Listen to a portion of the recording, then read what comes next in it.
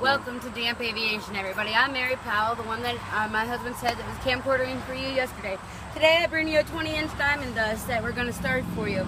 As you see, it has some designs on it, and we are just doing some engine runs today. There's a couple other airplanes. My husband's going to show you one that he won't let me touch. The reason I have rubber gloves on is because I'm pregnant and I'm not allowed to touch the gas.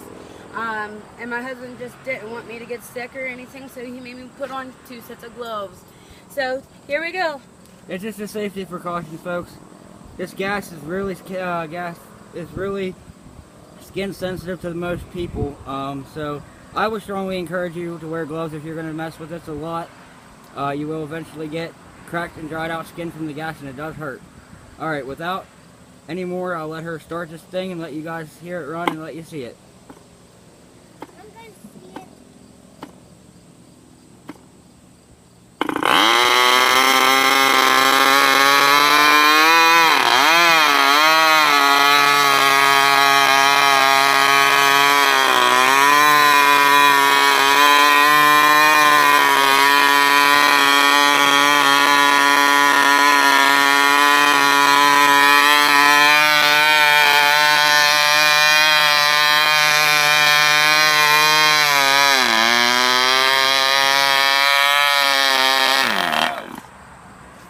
And that is a diamond dust, everybody. This is a Flans built airplane from the internet, from a website, Spad to the Bone.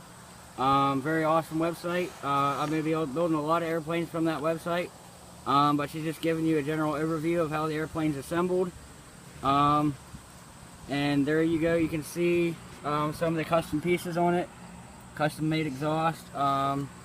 This custom piece was off of a refrigerator. I had to actually hot glue it earlier, but it looks like the hot glue is coming off because it was sucking too much air in the exhaust and it wasn't starting earlier. So over here, if you guys look at this airplane's the one that my husband's going to run.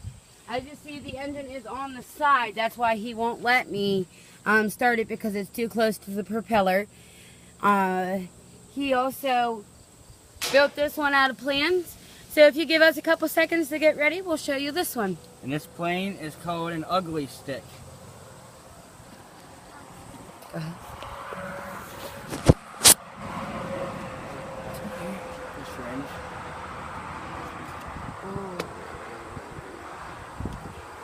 Folks, this plane is a very complicated airplane to start. For especially newcomers, I would not encourage you guys, if you guys are very new into this hobby, to get one of these airplanes with the engine on the side, because for these engines that are on the side, I'm just doing some preliminary adjustments here.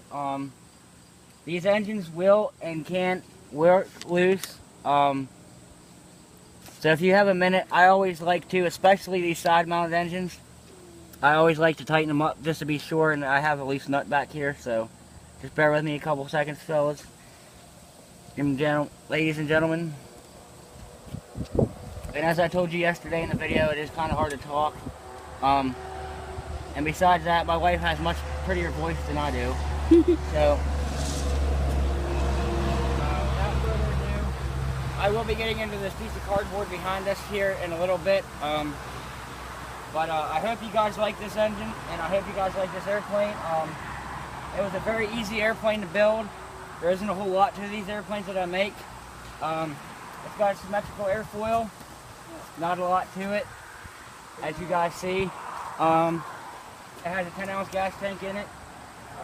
And you're all probably saying, no, dude, that's probably not made out of actual cardboard. But I actually will say and will admit, we got it from Sears.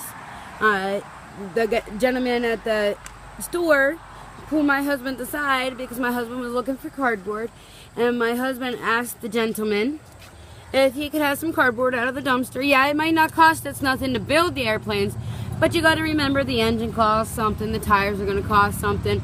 It does cost a little bit. It doesn't cost as much as it would in Tower Hobbies magazine or anything like that, but it's still, with our time and our labor that we build them, we charge about $25 an hour. That's also, we are student pilots. Like my husband said, we do stuff out on the airfield. We have 36 students that we teach. I'm the book schooling teacher. We're both flight instructors. Our best friend is one of the flight instructors. He isn't here at this moment. Our sons, both of our sons ended up getting their license, but further ado, he's going to start this airplane for you. And folks, this engine is a really nasty engine. I have caught myself twice on this engine's propeller and on this engine. It has a lot of compression. If you cut yourself on the propeller, stop doing what you're doing and go tend to your wound, because you don't want none of the gas in your wound, because it's going to burn and could cause infections. This gas is very potent stuff. And as you see how he's starting the airplane, ladies and gentlemen, he has his 3 fingers bent back and his pointer finger out. If you don't trust starting an airplane without wearing something to protect your fingers, we suggest you to highly wear gloves. Since we're so used to starting airplanes, we don't wear gloves very much. But right now, my husband, as you've seen, just nipped his finger, and it would be highly suggested if you're 18 or below to wear gloves.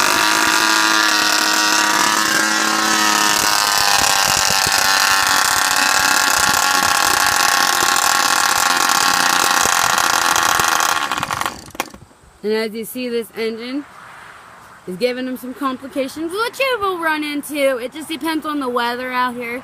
We are in Pennsylvania. We are in the good old town, Boswell, PA, Pennsylvania. And right now, as you see, it's fall out here.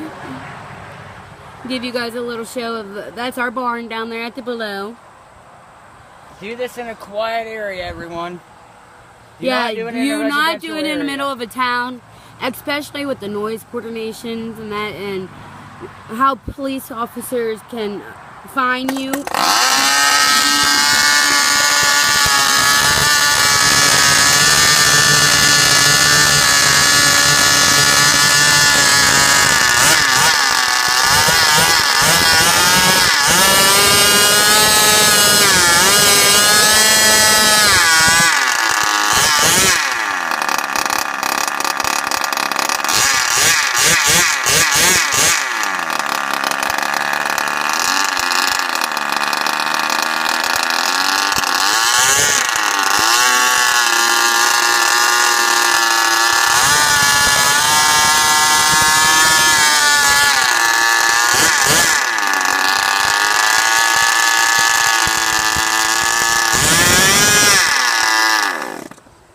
And that's that airplane, ladies and gentlemen. We would keep it running longer, but we only have very little gas for all these airplanes right now.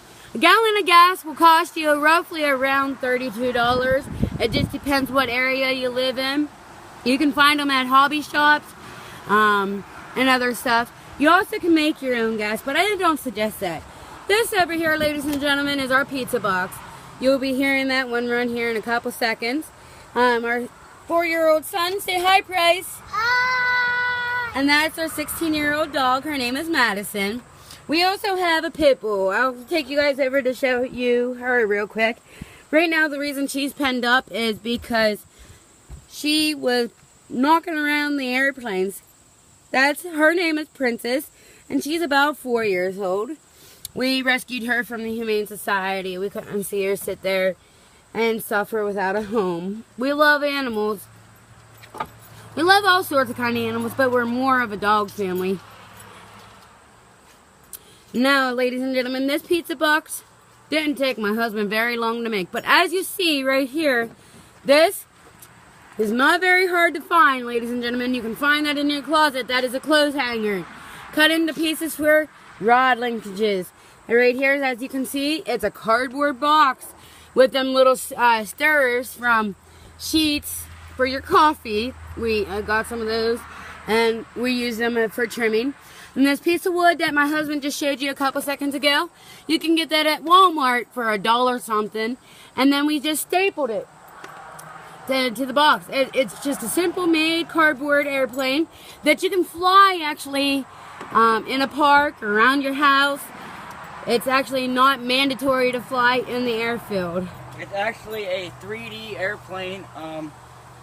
as my wife was getting to, it is made to do all kinds of maneuvers, and the more power you actually put on this plane, the more fun it is. So you guys will be seeing more of this when we go for flying this summer coming up. Right now, since flying season's over, we build, make, prepare for the next year.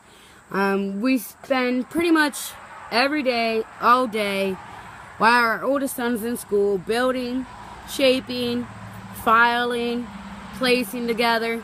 So here we go. Here's the pizza box. this plane also had some changes from the blueprints. The wing panel is a symmetrical wing panel. It has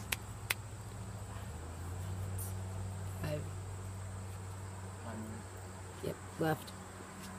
it calls for on the plans a 4-ounce gas tank. I put a 8-ounce gas tank on here because I like my flight time a little bit more than most. And everybody says that you don't get a long time to fly with an 8-ounce. You get 8 minutes approximately with an 8-ounce. But my suggestion is to bring it down around 7 minutes to be able to fill up your gas tank. Also, for the other ones, if you have a 10-ounce tank, I suggest you bring it down around 9 minutes to check your fuel and check your linkages and your rubber bands and everything like that. Just because you want to be on a safe side, you don't want it to just shut off on you up in the air. Those of you that are avid RC people will definitely notice that I do not run any muffler systems on my aircraft at all. It is actually all on how you tune your engines. The engines run cooler without them. I myself don't need them. The temperatures around here. We would let you guys know what our engines are set at, but right now we're not allowed because the FFA does not allow us to do that because some people can get hurt on the airplanes where we have set. But like I told you, ladies and gentlemen, we're flight instructors. My husband's the one that teaches you how to fly the actual airplane, and I'm the one that teaches you all about the airplanes. And like I said, both of our children already have their flight certificates, and they're allowed to fly. Our 4-year-old son, he learned it within 2 months time to go ahead and pick up an airplane, look around to see what they were called. He knows what a propeller is, and he knows what to do when he's trying to flick the propeller to get it started. My husband went around the corner to grab. Sorry, ladies and gentlemen, I just noticed I have a bad glow plug in my pizza box. And that's my mom and dad's dog, ladies and gentlemen. That's Hope. She's also 16 years old. She's a Shih Tzu Poodle mix, and we love her very much. We've had her ever since she was 4 weeks old. So what I'm going to do... We have 2 minutes left to be able to record a video. Alright. And since it's our second video.